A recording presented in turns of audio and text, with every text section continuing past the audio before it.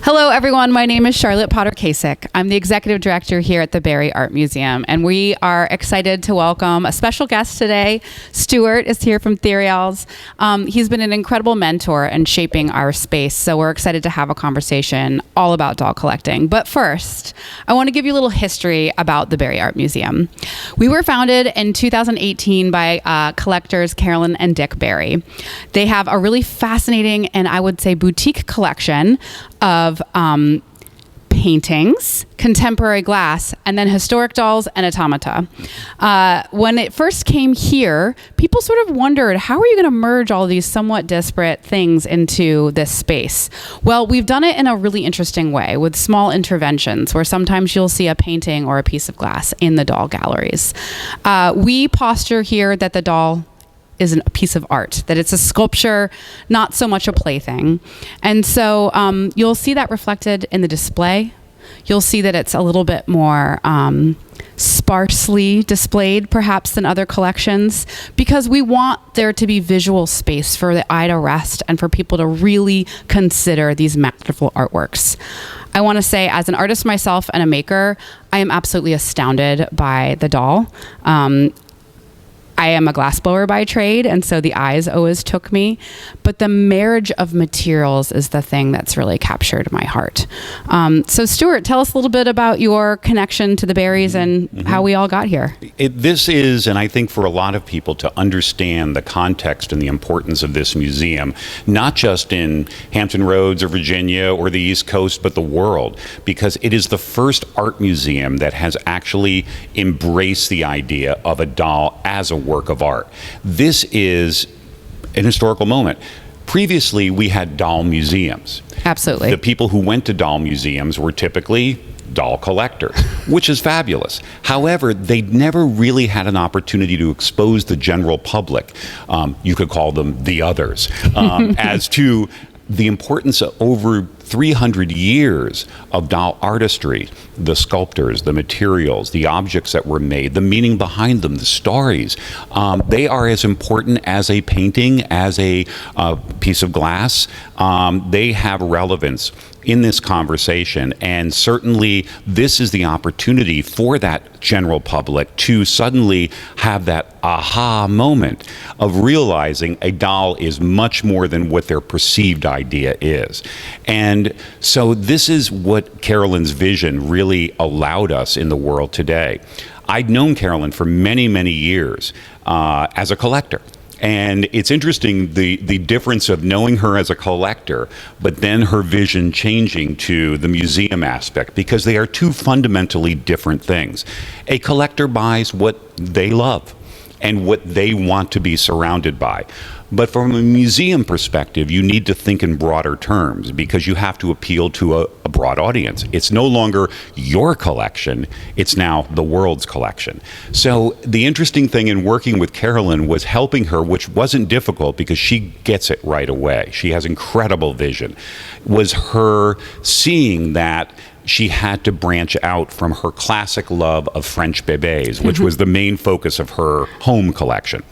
And so with that, we worked together in a very rapid time. So it was not just building the museum structure, which this beautiful place here in Norfolk, but as well building out the collection to be better embraced in a museum aspect. She did it with gusto, she did it with speed, and with incredible vision that I am still in awe of today, what Carolyn was able to do in just a few years to make this one of the greatest art museum exhibit of dolls in the world. She really has. She has incredible vision for what she's done here. And it's interesting how the collection has become almost encyclopedic, you know, from her original private passion to a more public one. And we want to thank you for all of your support over time to help us build out the collection and bolster all the different subsections. It's been a pleasure, not only working with Carolyn, but seeing the continued vision of the museum expand and how you are even more embracing the art aspect rather than just calling it a doll wing and having just dolls lined up like soldiers. You're really kind of helping people to open their mind and understand how they relate to art, so that people just aren't entering a doll wing.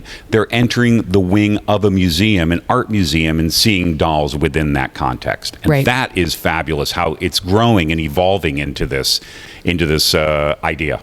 Thank you.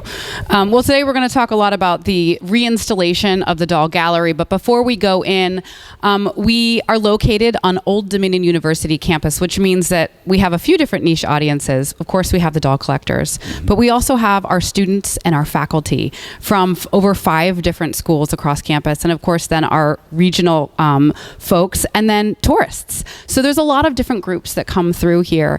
And for that reason, we've established a changing gallery. And that changing gallery has different shows every 6 months or so. And there's 2 that have been closely related to dolls. The first was the Karen Lamont show, which was so fun, and that's a different conversation for another day. But she's a contemporary sculptor who is inspired by Théâtre de la Mode and those fashion dolls. And so it was a really fun exhibit that talked a little bit about contemporary concerns, but how they were all inspired by these wonderful Parisian fashions.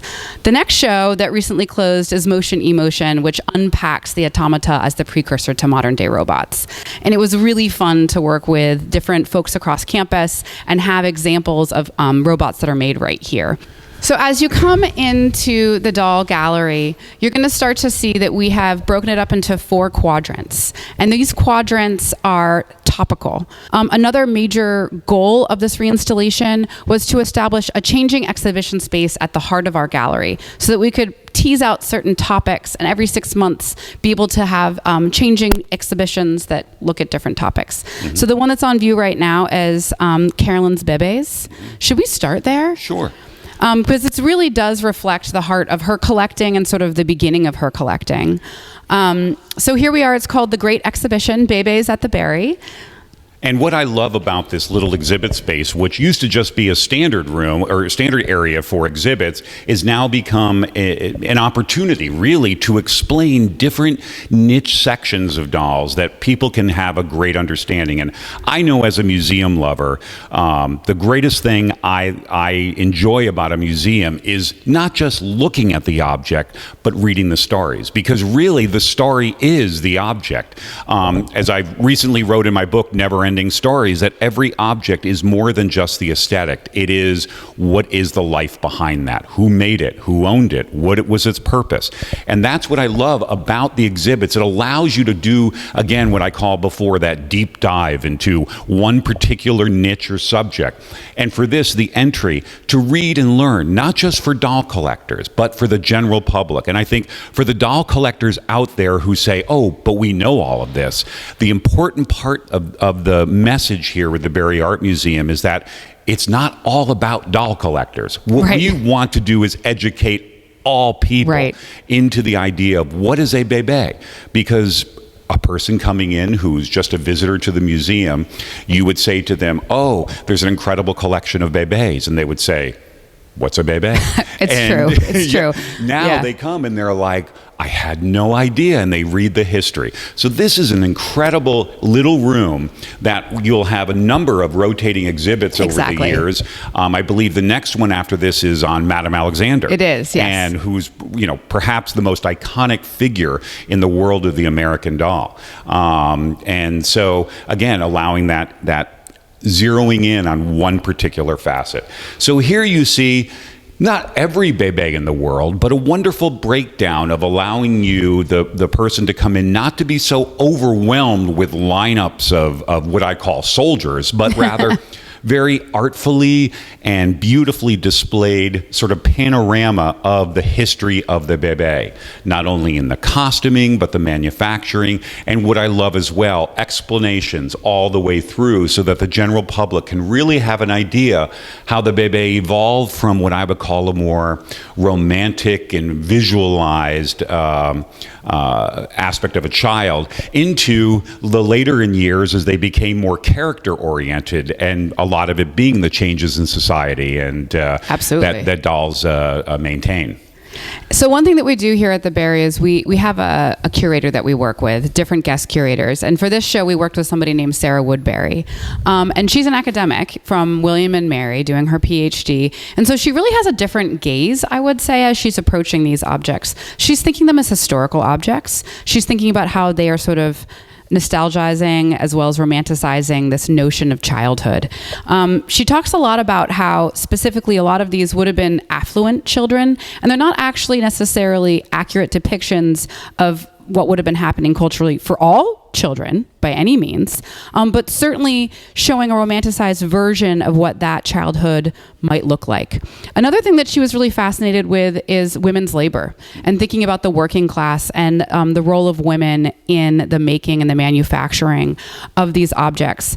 And so we've included some imagery here as well to sort of show them working and how this would have been an acceptable trade at the time because it was thinking about nurturing. It's something you could have brought home with you while you were raising children.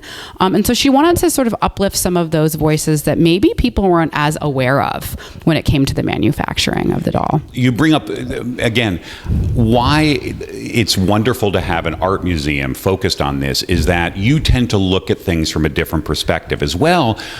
This is part of Old Dominion University, and so the museum is also an educational tool for students. And so you're bringing up and you see opportunities that doll collectors might not necessarily zero in on, because they look at the beauty of the doll. Right. So having museum sort of architects behind a lot of the exhibits and the space now allows a different perspective that reaches into other sort of, as I said, the others, into areas that they might find appealing. As a matter of fact, you're bringing up women. Women's studies has become a huge part of the university experience Absolutely. Nowadays.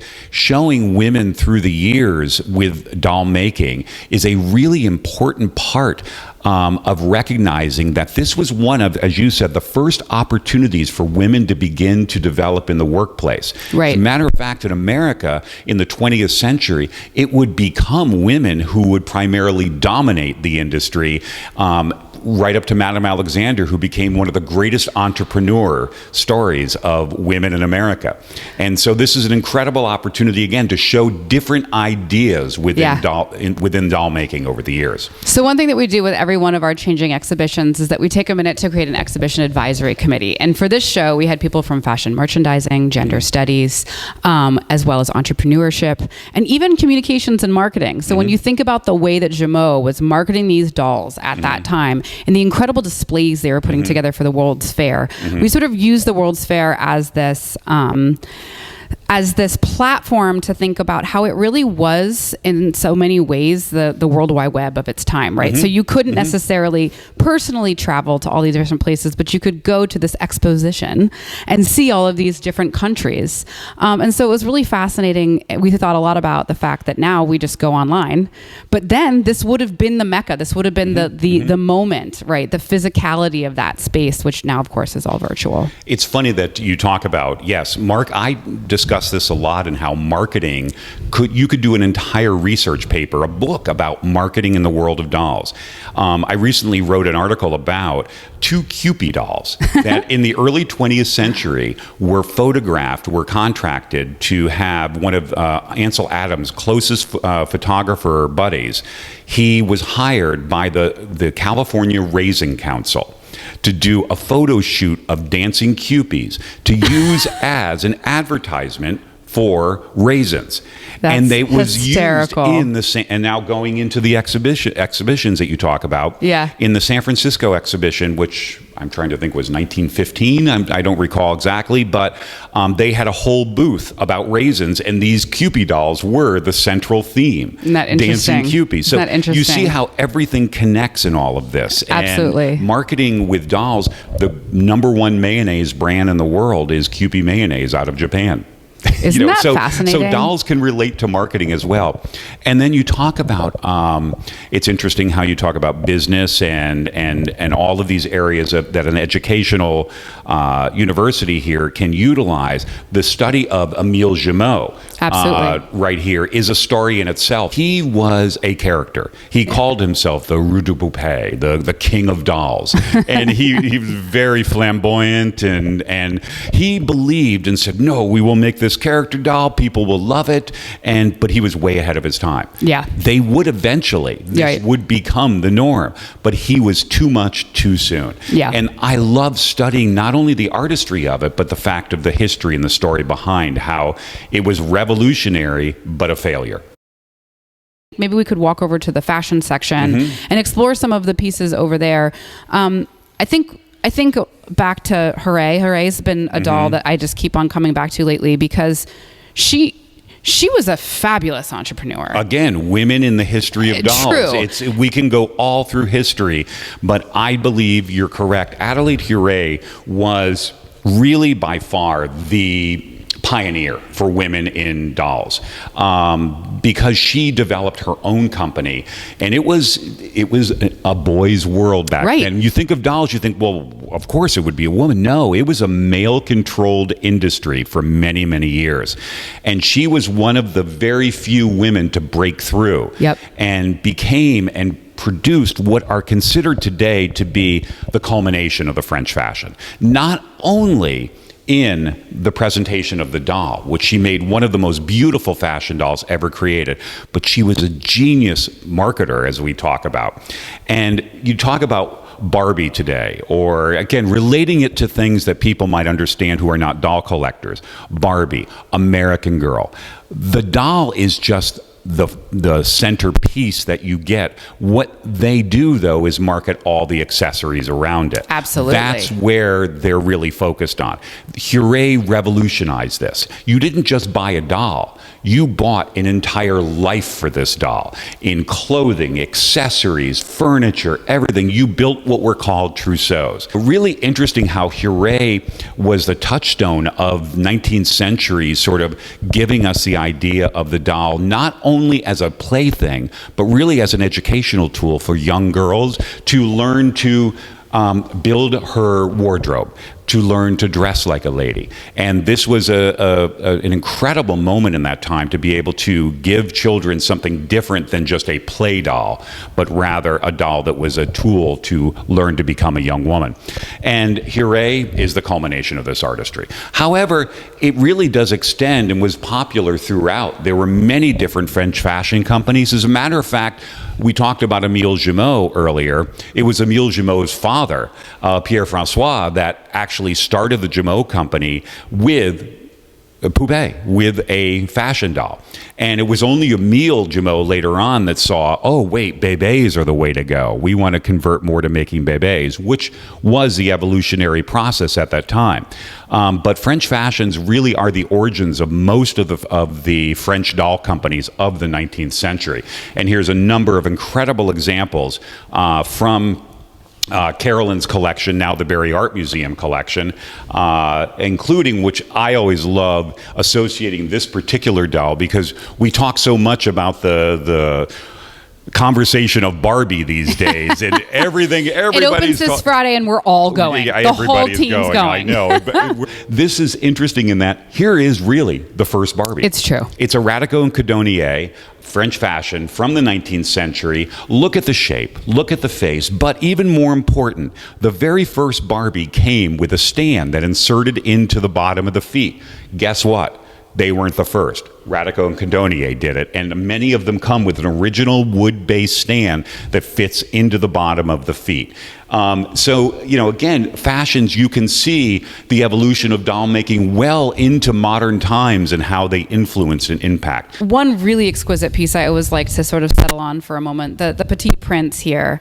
And he is such an interesting amalgamation of different things. Obviously, he's an 1884 doll, but the costume is from about about 1962. Do you want to talk to us a little bit about this very specific costume and who made it? Again, showing how fashion intersects with dolls over lifetimes.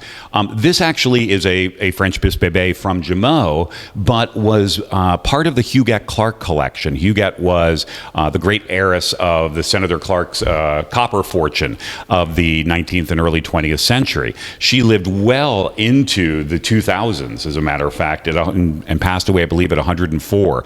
And she was incredible because as this very, very wealthy New York heiress, she had a love affair with Christian Dior's fashion and designs. But she also loved her dolls. And then she thought, well, wait a minute. Fashion dolls were having couture designs. Margaine Lacroix was making dolls that we'll talk about later on for Albert Marc. Margaine Lacroix is now considered really the forerunner of many of the styles that came out of France in the turn of the century period. So Huguette's vision was, why not just call Christian Dior and have them make some costumes? I'll write him some letters. He's a good old friend of mine. And of we got course, the letters right here. She was one of the best customers of Christian Dior in New York. Well, of course, they would make custom costumes just for her. Not only Christian Dior, she actually contacted Cartier. Oh, interesting. And Cartier made special little doll-sized jewelry for some of her bébés. Oh, that's fascinating. So really interesting how fashion does intersect all through the world of dolls. Even today, Barbie is an absolute look at 5 decades, 6 decades, 7 decades now almost of fashion across the world. You have the early period of the late 50s, you get into the 60s, then the mod period. And it's interesting, the mod period now is one of the hottest areas for collecting. Isn't that fascinating? Yeah, and so because everything comes back. It all folds back on itself. Exactly. And Barbie is nothing more than a look at fashion through the ages. So again, step out of the perception of dolls. Step into the idea of how many other areas they impact in our society and world and culture today. Fashion being one of the most important. Absolutely. And speaking of world fashions, maybe we can end this section talking a little bit here about these brews. So we like having these because we do want to unpack some of the colonial undertones of a large part of our entire collection. And these obviously are Western gaze on African people. Not necessarily completely accurate, but what they would have either imagined or seen. And so these are the kinds of things that people would have seen at World's Fairs, perhaps? Yes. The world exhibitions you mentioned earlier were not only just a product unveiling, but they were a cultural unveiling. Absolutely. Where countries from around the world could be represented or shown, and people became, as a result, very fascinated with Asian. That's when Japanese art and Japanese fashion and style became really trendy in Paris. African, the study of African art and costumes as well, became really intriguing. And so the doll makers, again, given the fact that they are representing the culture of that time, began to make dolls to sort of honor this fascination across the world with what at the time were considered more exotic cultures. Absolutely. And so you will see many doll makers, Jameau, Bru, across the board in France in the 19th century, creating dolls that were specifically done with, as close as they could derive, costumes of different locations and periods. Matter of fact, in Philadelphia at the World Exhibition, and I'm forgetting the year, but it was in the 19th century, probably 1870s or 80s, Jameau brought over a whole selection of about 20 dolls, all individually, uniquely costumed in different African styles. Interesting. And were put on display at the Philadelphia exhibition. Right. And so, yes, exhibitions were the place, but it really helped. This was an opportunity for people. In 1875, you couldn't Google the traditional costumes of Senegal. You went to these exhibitions and you saw them on display, and you studied and looked, and this is how people were exposed to many of these cultures that they otherwise never would have been. Absolutely. It's very interesting. These are historical objects of their time, and that's one thing that we work very hard to categorize them as, to sort of, this is what the society was doing at that moment. It was looking outward. Globalization was starting to happen. Right. Industrialization was starting to happen. Colonization was definitely happening. And so there was this interesting fascination. Yeah. So moving along, let's head on over to our technology section. So one of the rarest dolls in our collection is the Rochard doll here. It is this beautiful intersection between both fashion and technology. And it's the piece that I would say is one of our absolute favorites. I call it, as a matter of fact, in my book I recently wrote, the greatest doll ever made, because there's nothing so absolutely fascinating in the scope of creativity and what was he thinking in when he created this? Yeah, can we back it up for a second? Because I'd like to unpack what's happening here. Every single one of these is a Stanhope, right? So there's 26 different Stanhopes. Yes. And inside those Stanhopes, those little micro photographs that are inside of there are different Parisian scenes or different places that people go on pilgrimages or spas, things of that nature, that affluent people of Parisian times would have gone to. But one of the things I find the most fascinating is that you would have had to bury your nose in the bosom of this doll to see any of these, look at this, which is such a classically Parisian moment. Every time I actually think about the mechanics of seeing this, it just cracks me up. It is, but there's a certain eccentric brilliance to the whole idea. Yeah. That is why I call it the greatest doll. Because who else but Rochard could have come up with this concept? Now, Rochard, first of all, is not a doll maker. He was a person absolutely obsessed with microphotography, which in the 19th century was really developing in the 1860s, 70s, 80s as a sort of fad at the time. They were originally used a lot of times, little microphotographs, to be carried by pigeon across war lines to generals to give them troop positions, and that was they were the first spy sort of photographs. But it really developed as sort of a trend as well in culture in France at that period. And so Rochard would take photographs all over France of historical sites, and then he came up with this idea of creating the Stanhope and utilizing a doll as sort of the delivery platform, if you will, of this ability to look inside. Now, many things are used today in microphotographs. It's still a popular trend, and you'll find Stanhope pens and lockets and very popular. But a doll, a whole doll, and I believe 26 Stanhopes, incredible. And there was even, and people don't realize this too, but there's even a kaleidoscope inside that you can see. So it's just fantastical.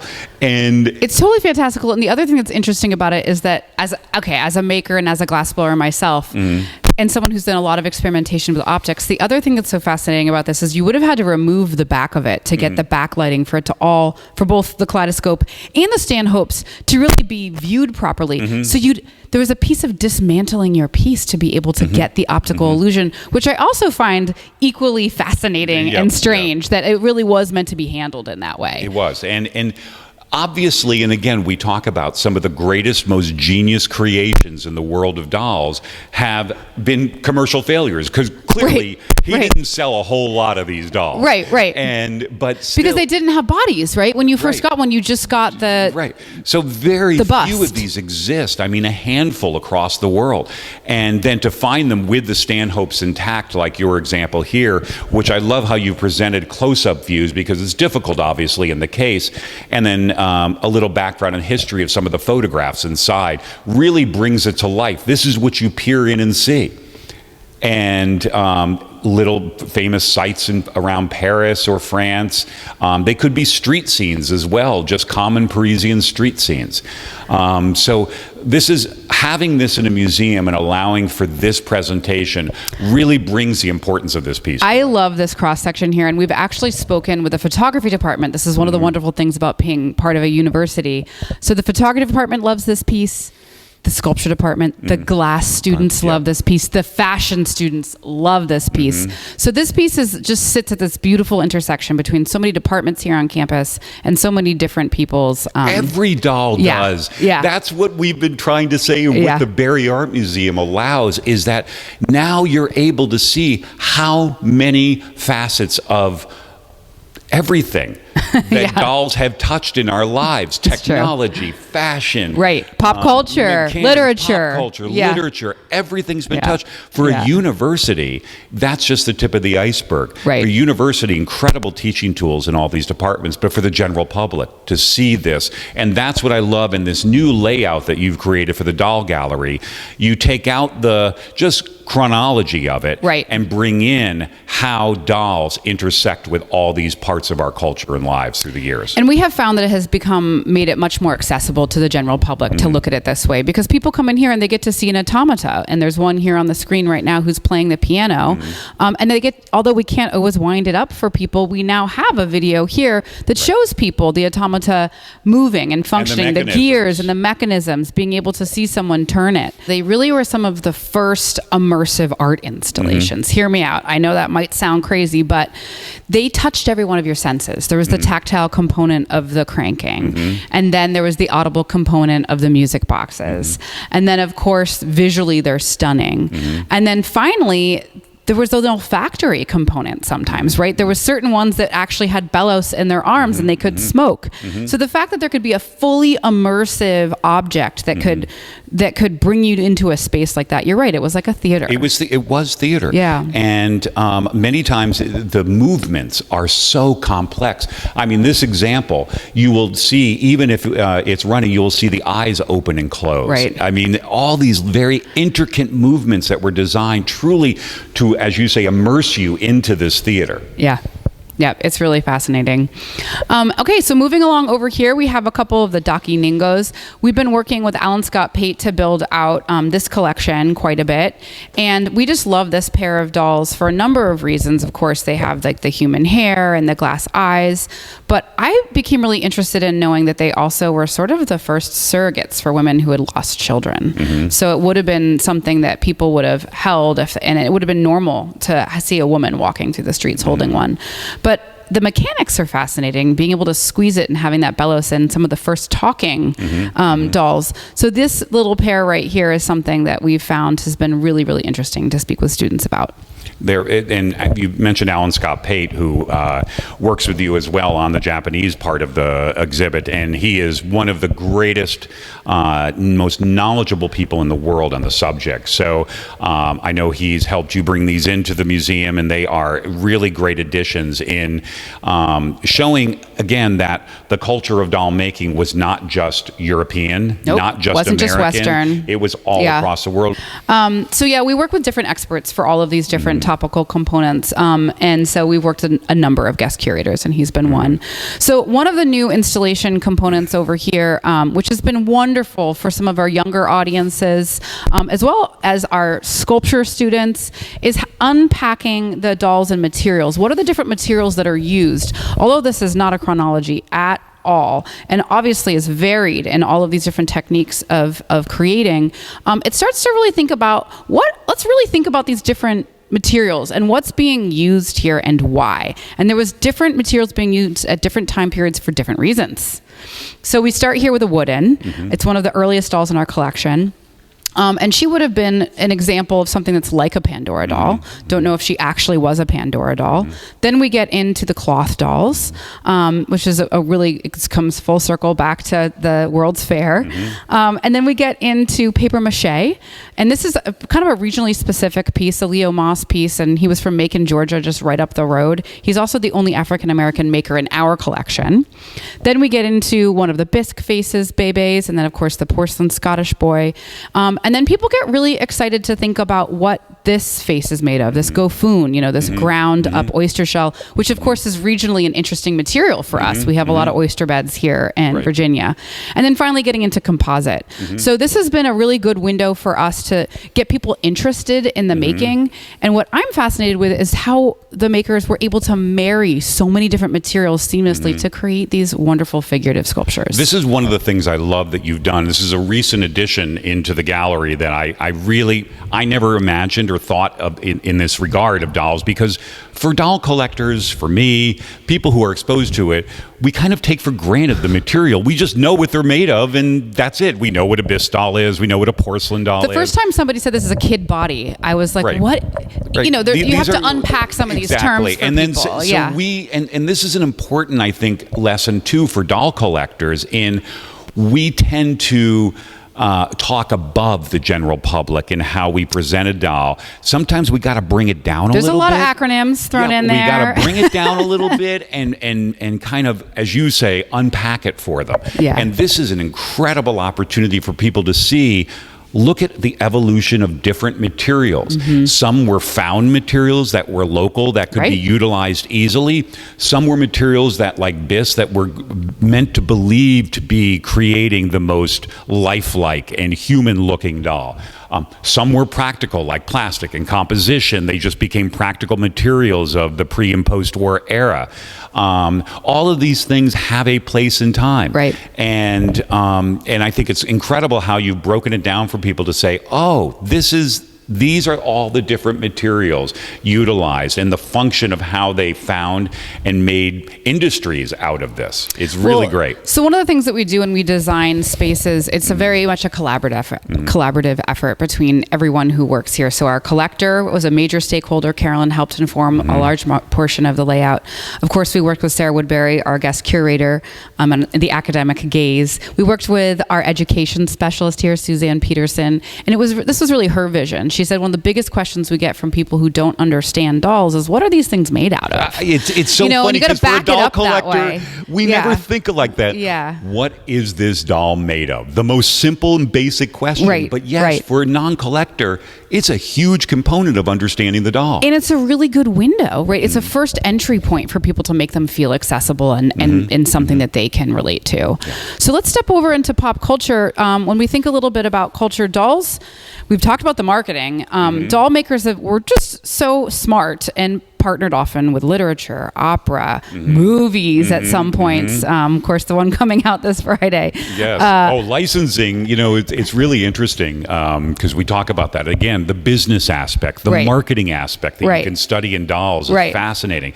Licensing revolutionized the doll world. Prior to the 1920s, Germany was the dominant force in doll making. Even after World War I, prior to World War II, they still sort of dominated. It was the number one export for Germany for a long period of time were dolls and toys. So it was a very big part of the economy in Germany as well.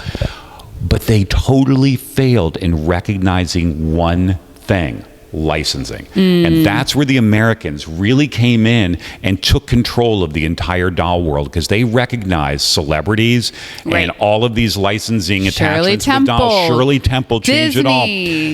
Mary Pickford contracted a German company, because that's were the only people making dolls at the time she was famous, to create a doll of her likeness. And she got the doll and she hated it. She felt it wasn't beautiful enough like her. And so she told the company. Now, the German company basically kind of laughed at her and said, forget it, we're not remaking this. And so the whole thing was scrapped. Can you imagine if they had pushed harder to make that doll? That would have revolutionized the idea of licensing 20 years before it became the thing. So it's really kind of interesting. The study of licensing is a whole book in itself on doll making and how it impacted. But dolls and culture, dolls could represent many different areas of the times. I mean, the Pubo dolls, created by the artist Pubo, who was one of the great illustrators and artists in Paris in the early 1900s. One of his claim to fame is creating posters that were famine relief, that for the children living in the streets of France and in very impoverished times before and after World War I. And Which these dolls were the street urchins of Paris that he painted. Well, he also created a doll for the SFBJ company that he worked on in sculpting with them. Even though he was not a sculptor, they worked with him to sculpt these dolls and create his classic Children of the Street. It's interesting how they become a role in a lot of war relief efforts, and also even like fully ambassadors. We sort of skipped over Miss Hiroshima, but she was a little ambassador of her time and is a very important doll in the collection. And these also sort of hold that role. And I didn't ever really think of these tiny little things as things that could go out into the world and truly change. We skipped over the Japanese friendship doll a little bit. Maybe we'll go back and look at it at some point because, wow, talk about one of the most important dolls ever made and fascinating in history and culture. They were sent to America by Japanese towns, created and with gifts from all the children would select gifts to go with the doll to be sent then to a place in America, another school in America. And when you think about when this was done, who would have known these were supposed to be friendship dolls, representations of peace and coming together? And who knew it was about to happen? In just a few years, our nations would be at war. And it's such a poignant representation of history of seeing how strange and how quickly times can change. Absolutely. And how this was sort of a last-ditch effort on the part of a minister to try to... He saw this. He saw the tensions growing and thought, how can we ease these tensions? And it would be through the children, right? Like the children are the way. The children are the way. Yeah. So I'm going to send these... Such a beautiful story. I mean, it is a beautiful story, and it's a really interesting gesture. It is. It's unfortunate, obviously, that wasn't the outcome. That wasn't enough. But it shows how fragile the world can be at times too, but how beautiful it can be, and then how quickly it can turn. Absolutely. Yeah. But here we are. We're looking now at Miss Hiroshima. You can see her beautiful human hair, and we did fly over a specialist from Japan to help dress her kimono and make sure that everything was proper. And we're just so impressed that this particular piece still exists after World War II. You would have thought that she would have been destroyed. So she's a really exquisite example. The majority of those that survived, there's a few in private hands, but most are in museums. Example, the Cleveland Museum of Art has one as well. You are the only one that I know that really does make an effort to have it on a full-time display, though, which I love. Yeah. And then the fact that it's Miss Hiroshima, which in a few years, sort of the strange story and twist and turn. This doll represents so much, and I hope for people who look at it that it represents an idea of peace. I hope so too. I hope so too. This particular installation is really situating the doll makers next to some of the sculptors and artists that designed some of the heads. And then also, you'll see here that we have paintings that are depicting different children playing with dolls.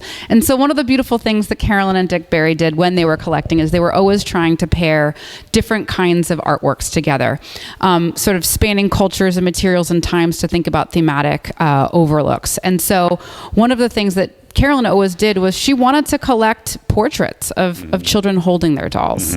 And this is a really great example of those two. It's fascinating, but in the 19th century, it was very much a thing at the time that your child would be painted holding his or her favorite doll. Right. And many times if it was boys, it was a toy.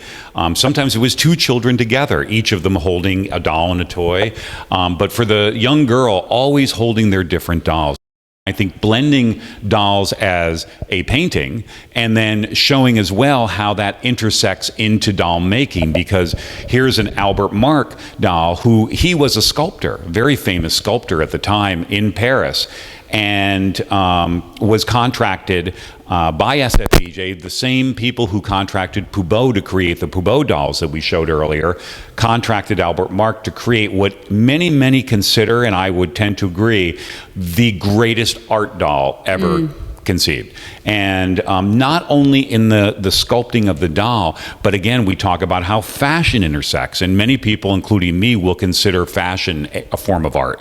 And they contracted Margane Lacroix in Paris, one of the most sought-after fashion designers of that time. She was the one who came up with the concept of the corsetless dress in Paris, which Thank was a you, great ma'am. scandal. Thank you. Yes, and came up with the wide-legged trousers. That Also, thank you. Yes, and so she really influenced a great deal of fashion that we see today.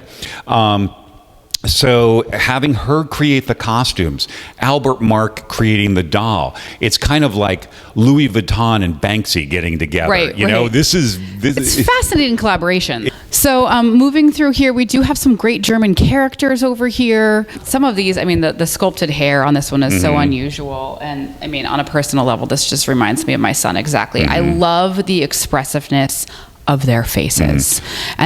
And to me, I don't even care that clearly the outfits are almost second to the formalness of the form, the face itself. They really capture me, and you can start to kind of project different ideas onto them because they're so lifelike. 1910 was kind of a real turning point. So, in the demise of the French doll makers of the 19th century, which really happened at sort of the turn of the century, much of it due to German competition, and the Germans learned to perfect the making of dolls in a cheaper way, and most importantly, distribution. They perfected distribution across the world. So dolls became less a luxury item and more a standard commercial item for everyone. If you want to come here to the Barrie Art Museum, we encourage you, if you are a doll collector, to notify us first. Send us an email. Let us know, because there's a lot of dolls that are not currently on view, and we're going to give you a very special behind-the-scenes tour right now. You can see just a few that are in our storage. Everybody loves a back room.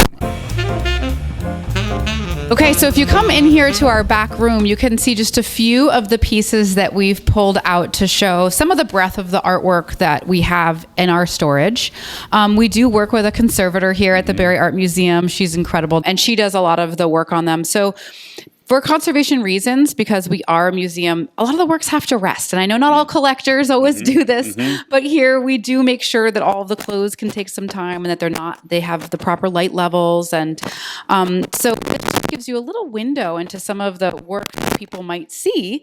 And people can go online to our collection and see all of the works of art and let us know if there's certain ones they want to be able to see in person. I think that's a fantastic approach to it. I mean, the Japanese, even in homes, have an idea that the artwork displayed should never remain in the same place over time, that it should be rotated. And so I agree that rotating many of these pieces is a fantastic idea as well, some for special exhibits that you have on reserve, but then to allow collectors, and this is the key, allow collectors to be able to call ahead of time and arrange a little backroom visual of some of these pieces. If they're doing articles or research or something that they like themselves, they can schedule an appointment, and that is a wonderful, wonderful little perk for people to have, to see not just what's there, but what's behind the scenes.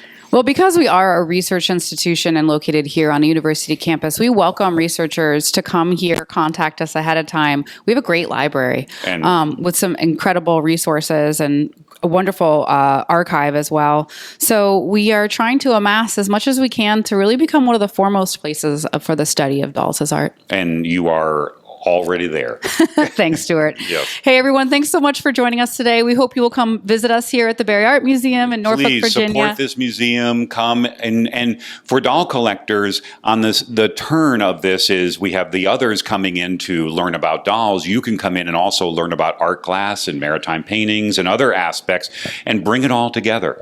Absolutely. With what you love. Come on down to Norfolk. You'll have a great time. Thanks, y'all.